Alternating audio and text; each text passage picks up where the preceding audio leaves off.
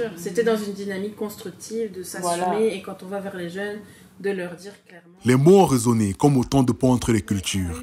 Un débat s'est tenu autour d'Elikem, une autofiction signée Nancy Nzokoto Pomeya.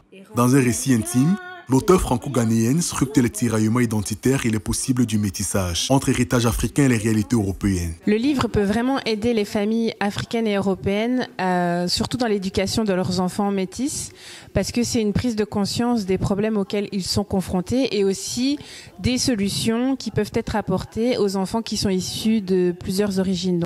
À travers son parcours, entre diplomatie et quête personnelle, Nancy aborde la peau comme un marqueur social, l'enracinement et la difficulté de se définir dans un monde colonisé. Un récit qui résonne avec beaucoup d'afro-descendants. Je trouve que la plupart des afro-descendants ou afro-européens peuvent se reconnaître dans ce qu'elle a écrit et dans une partie de son parcours, de ses souffrances, de ses problèmes identitaires et cette recherche de soi. Pour Emma et toi, l'éducation est la clé.